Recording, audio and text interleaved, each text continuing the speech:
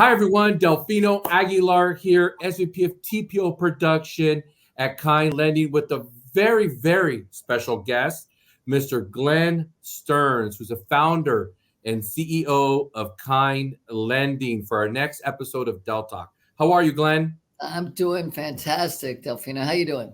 I'm doing great. Long time no talk and see. I probably talked to you about not an hour ago. Great to see you and hear you again. Yeah, well, we talk every day, and that's the beauty of our business. You and I are kind of right there with our ears against the ground. So, We are. And Glenn, we were talking earlier, we haven't had you on here, and there's been such a lot of great updates. The company has grown so much in a difficult time in our industry. So maybe you can give everybody listening and watching today an update on what's been new at Kind and what our focus is going into this end of the year and going into next year. sure. It's interesting because, whenever there are change, Mhm. whenever there are big changes, you see, people that fall to the wayside, and then you see other companies that thrive, and so for at least my entire career, whenever the disruptions have happened, we run as fast as we can into the opportunity zone, right? Mhm. Where is the, places going to, need, where's there a void? Where can we fit in? And, Mhm. in this case, not unlike 2007 and 8, you look at all these big companies that have grown so massive that they were ready to capture all that business, and they did a great job of it. But now they're distracted, they're dismantling their operation, they're having to get um, lean again, and it's very difficult to downscale Mhm. fast enough. And you start to make changes in one area, and then it just disrupts other areas that you're not thinking of, and it becomes very difficult. And in our case, once again, we are in a position to capitalize on our growth, on the environment and what's going on out there. And as an example, um, you look at where we are with wholesale. Yep. We've got a great reputation, right? We've got a great name out there, and that's because we had fantastic operations team and fantastic salespeople that Yep. understood this business. And we've had them because we were number one back in the day, Mhm. and people want to come back to that culture, right? And so here we are again with so many of our teammates that were busy. They couldn't break free. They couldn't Right. get out, and it was just really difficult. But what I think most people want, besides money, I mean, again, money is a fantastic currency. That's why we have it. Mhm. But there are other currencies that are equally as important, such as happiness, health, just gratitude, and Right. and many things that make us realize that they drive us equally or even more in a lot of cases than Mhm. just financial stability, which is important. And Right. so, with this disruption, you got a lot of people that realize that culture matters, that Mhm. culture, and that their happiness and their fulfillment, and that they are heard, that it all is a very big part of their lives and career. Right. And so anyway, so I think that that is something, Delfino, that we are in a great position to capitalize on, this market, Yep. because there's a lot of our friends coming back. Right, right. And then you touched on that. The quality of life is important now, right? The gratitude that you mentioned. And we do have a special shout out to Natalie and Chrissy and the operations team, led by Yvonne. I mean, that is a differentiator for us here at Kind TPO and Kind Lending in general. They really have really helped us navigate the waters through different markets, moving teams around, making sure we have the right resources all the time. My hat's off to them, and I'll promise that we'll slow down the rushes for them. Right, special shout out for them. They'll love that. But Glenn, you touched on something that's important, and you and I are love being out in the field. I mean, we've had a lot of stories about being on the field. We're out in the field again in August again, and we talked to a lot of salespeople. We'll get to talking about brokers in a minute, but how important, you've seen it in all these years. How important is having that great AE, that great salesperson in your corner as a broker, because we really value that. I think more than ever now, the AE's even more valuable now, right? So maybe you can talk a little bit about that. Well, coming back in 3.5 years ago now, we had an opportunity to have a complete whiteboard. What do we want to do? Who do we want to be? Right? How important are different aspects of the business? And the number one most important aspect is the voice for that loan and that broker, right? There are so many great loans out there that aren't just your cookie cutter loans. And so if we can help in that area where we can be that voice, then we also help in building a relationship, not just giving a loan because we happen to have the best price. Sometimes we do have the best price. Right. Sometimes we don't. Right. And so, but a relationship that says, hey, I'm going to be with you. I'm going to take care of those loans. I'm going to make sure that your word sticks, that you can get to that closing on time and that things don't go wrong. And so, to your point, Natalie, Chrissy, Yvonne, and that whole team, very familiar to our broker community because they've been with us for over 20 years and now they're back again. Right. And so all of that leads to that strong relationship. And that's what an AE can do, is they can really help be a voice for some of those loans that maybe need a little bit more than just, the cookie cutter approach. So. Right. And, you're out in the field, like I mentioned quite a bit, and you're very open to being out with AEs. I think that's like the funnest part of our jobs, being out, with the brokers, having lunches, doing presentations with them, helping them grow their business. Maybe do shots one time. Or yes. That's a story for another time. That's a story for another time, right? But yes, that was fun in Utah. But I will say that, Glenn, one of the biggest things that I get the feedback from all the AEs when they come over is how accessible you are to them. Being able to be. You were on a call earlier today. There's a lot of times you jump on Zoom calls. You're out in the field. You're listening to our broker community, and that's a big deal. So, how accessible really are you to go out in the field with AEs? Well, so here's the reality. Yeah, I'm not good at operations. We have great people that know operations. Right. I don't stick my nose in the day-to-day that often. Right. My focus is on our customer. And by the way, though, our customer is the people that work for us. It's the broker and it's the actual borrower, right? It goes all the way down to everybody involved in that loan. And so being out in the field with you and with the reps and meeting either brokers that are sending us business to say thank you, brokers that we screwed up a deal to say I'm sorry, because sometimes things go wrong in any company. I don't care who you are, or the people that aren't giving us any business yet. I want to be out there to try to help let people know that we're more than just you bring it in and it goes out the other side. And if we got a great rate, that's it. This is about a relationship. Cannot stress that enough. Right. Yeah, it is. I was meeting with somebody earlier today and we were talking about just the industry in general.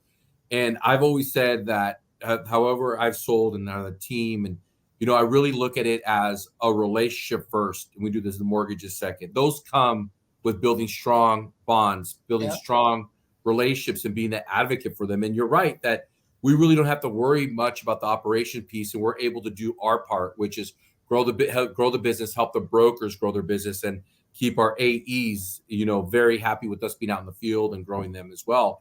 Glenn, you touched on a little bit about price. Now, I don't want to spend so much talking about price because, like you said, some days some lenders are targeting a certain price and so forth. But it feels like over the last couple of weeks, there's been a lot of price compression happening in our market for different reasons, and you and I are heavily involved in that. There's a lot of things happening in the secondary market that's affecting this as well too. But there's also some lenders out there doing some special pricing out there. So what's in general your philosophy around that? Because we get asked about that quite a bit every single day. Yeah, well, I mean, look, if you're a broker, your job is to do the best you can for your client, no matter what. And that does not necessarily mean that you're going to go out and find the rate every day. You got to bounce from lender to lender to lender who has the best rate. You can't do that, because what you do is then you don't have that relationship with your lender. You're just out there to 10 different lenders, because everybody, can be top dog for that day. And so what you need to do is really find people that you can trust, because as a broker, it's about making your client feel good and not stress them out, and get them to understand that every day, every situation is different, right? You can't look at and say, my neighbor got this. He might have got it because he put more money down. He might have got it because he had a higher credit score. He might have got it because of the hour, the rates were different, right? Not the day or the week or the month, but even down to the minute, rates change. Right. So you can't compare each other and do that. What you can do, though, is get a strong processing team that hopefully the brokers have. They will submit to a strong lender that they have a great relationship with, and that they can make that as easy and stress less as possible for their borrower, so they get more business. That's what it's about. There's a saying, a good deal is a state of mind. It's not the best price that day, because again, it changes. And sometimes by the time you get the loan through, because they ask for extra conditions and they ask for all this crazy stuff, that they end up not getting the same rate. So find people that you believe in, that have great rates, but also have the best service. And then at that point, you can get it in, it'll get done, and you can move on, and you can make their life easier. So yeah, no, also I think I love that saying, great deals a state of mind, and it really is. You mentioned right now that it's not a day pricing, it's happened in an hour. We've seen a lot of market changes. We had Mary Malloy and I joke around, as we love Mary, and we did an interview with her, and pretty much a lot of the things she said was going to happen has happened already in the market. So we're starting to see a lot of changes. Glenn, let's shift gears a little bit. So you are very active in social media. You have over 250,000 followers on Instagram. That's continuing to grow. You have a big voice in the mortgage community. You're constantly being asked to be in interviews, and be part of podcasts and so forth. So what are some of the things that, if as the economy's changing, as our industry is changing, how can brokers be more active in social media? Like, it's a big deal for us. We're active on LinkedIn. What are some ways they can grow that platform? Because our company has grown tremendously via social media. Obviously, you're very active as well. So maybe you can share some thoughts around that. Well, it's kind of like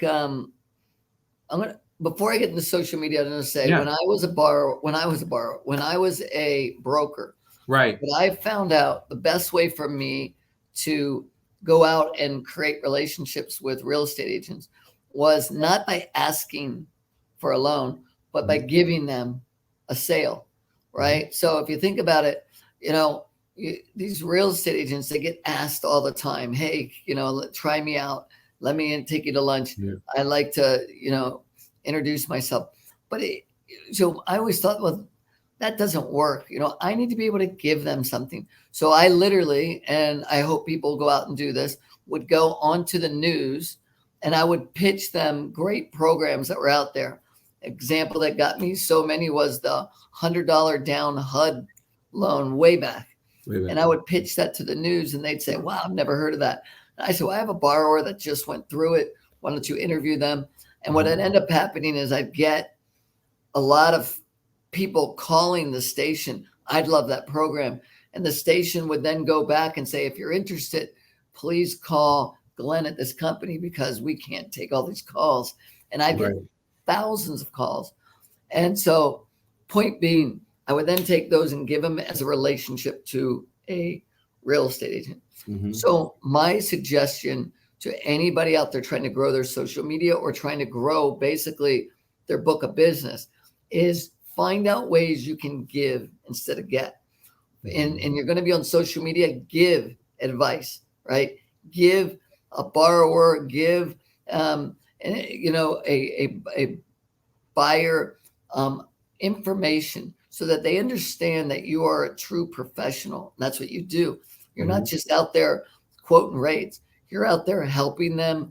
You're a consultant for their life when it comes to their biggest financial, investment Right. usually, which is a home, and they've Right. got to feel that comfort level. So when you're able to be out there and show people that you're giving them, interview other people that are in your industry that are also very strong. It can be insurance people, it can be realtors, it can be all different kinds of people.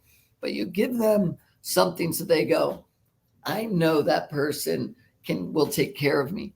And when you Right. have that, then you've got, them to be able to go out and also be your disciple to go off Mhm. and help bring in you new business.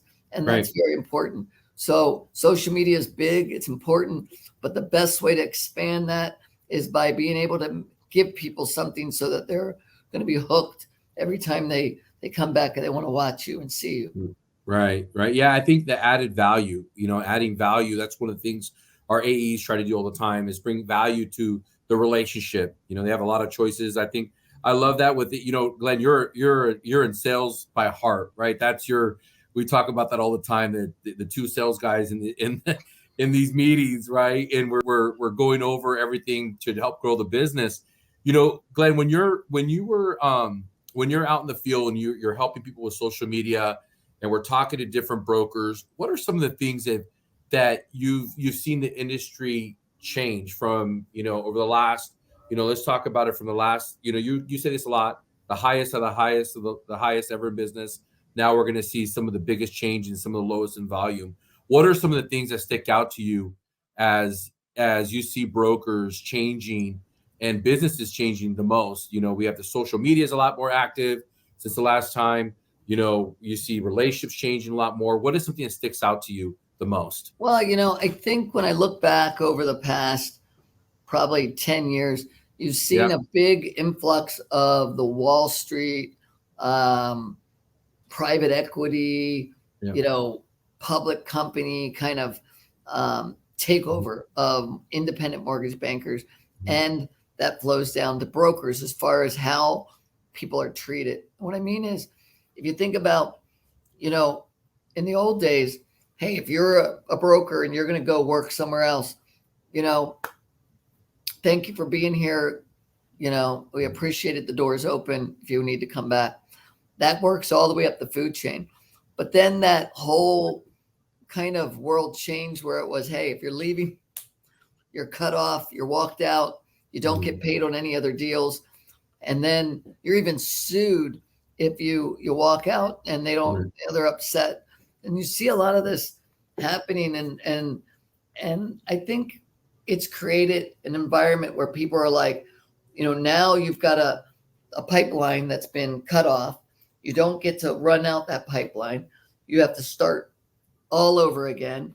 And I think it's wrong, right? I think we've got to go back. That's why purposely we named our company Kind Lending, because we've got to go back to leaving doors open. This is a small industry. You Yep. know it, Delfino. All right. Yep. We're all going to work with each other again. So let's allow people to close out their pipeline if they want to go somewhere else. Let's leave the door open. Let's do the same thing when it comes to mortgage banking. Let's not cut these brokers off, and let's not, go after. It's just, it's wrong. And I think that if we can get back to understanding that we all are in this boat together, that we come from a mindset of, of abundance instead of scarcity, right? And because that's what's changed. You got some of the, maybe one or two of the big guys that say, I'm going to lower my rates so low that I hope I drowned out some of the other people. Personally, I think it's wrong. All right. I think that when you realize that, let's help each other out. I don't care if they're another competitor. I'm friends with 95% of the people out there, Yep. right? Because again, it's the mindset. And I hope the people listening will think about that. Do I come from a mindset where there's enough? Or do I come from a mindset of I always have to take and I don't care about anybody around me? And you know why there's always enough in this industry? Because it always level sets. There might be a portion of the time where there isn't enough. Like right now, it's flipping There's so many people in the industry, but what happens? A lot of these people leave. And when they leave, then it goes back to being enough, right? Right. So you have to not worry about the fact that, oh my gosh, my career, it'll be there if you fight hard and you buckle Right. down right now and you work, very smart. Then maybe you're not going to have as big of a year as you had 2 years ago or a year and a half ago or a year ago, whatever, but Right. it's going to come back again. And so keep the mindset of abundance. I think it's very important, and be kind and be nice to other people, and realize that, because I don't care if you call it karma, what you want to call it, but what comes around goes around. And I Yeah. believe that we need to stay humble and nice, and we need to be those people to help each other out, because we're in this together, all of us. Yeah, we are. And Glenn, you said that correctly. We do have a lot of friends at different companies, and we're all in the same boat. Everybody's trying to be better. Everybody's trying to grow their business, That's to right. add value to their customers. And with such a beautiful industry, if you think about it, we get stuck sometimes in, you have the Aguilar loan, or the Smith Right. loan. But at the end of the day, there's a family, there's a borrower, and I'm proud to say we're in an industry, proud that we're all working together at Kind. Because it is about culture. It is about, like you said, abundance. There's so much. I was just talking to the team about this, that there's a lot of volume out there still. We have to find it, and there's a lot of opportunities out there still. And so I think, thank you for sharing that, because I think that, obviously that was a big, that was a big reason why you named Kind Lending, as we know. And so thank you for sharing that. So listen, we've taken a lot of your time today. So thank you for your time. I appreciate it. So much great things happening here at Kind Lending, Kind TPO, so many different things happening, Glenn. And, what are some maybe ending comments you might have for those listening for us here today? Well, I'll tell you, again, I go back to why I got out of the business was Uh-huh. I ran into some health issues, right? Mhm. And when you put everything in perspective and you realize that do what you want to do in this world, not what you have to do, right? And a lot of people get stuck in this world of, I need to do this. I need to make this kind of money. I can't be happy. Okay. At the end of the day, find something that you do that's going to make you feel good and have gratitude in this world. And that's so much more important than just making money. All right. I wish everybody makes all the money in the world they want. That's fine. But at the end of the day, it's something you got to feel fulfilled, and you got to feel very, very, very grateful that you're doing the right thing. When you get that down, everything else is easy. It really is. So I hope people out there will, look at themselves where they are and realize, hey, I'm doing it right, or I need to change a little bit of my game, and that's okay too. It doesn't mean you completely uproot everything. It just means you change a little bit of what you're doing currently. So. Right. Great. Well, thank you, Glenn. Thank you for your time. Thank you for your thoughts. Obviously, we're doing a lot of things here at Kind Lending, Kind TPO. You're a big part of us advocating for the broker community as well. So thank you for that. If you want to learn more about Glenn Stearns, you can visit him on LinkedIn. You can visit him on Instagram and also on Twitter. But more importantly, please also make sure you jump on Kind Lending's website, kindlending.com and kindtpo.com. So Go Glenn, to Hulu. Go to oh, Hulu. Hulu as well too. I forgot about Hulu, and also the YouTube, right? The YouTube channel as well too. So Glenn, thank you so much for your time. Really, really appreciate it. I'm sure I'll be talking to you in about later today. So thank you again for your time, Glenn. Really appreciate All right. it. Thank you, Dale. You're doing a great job. Thank you. Thank you. Take care.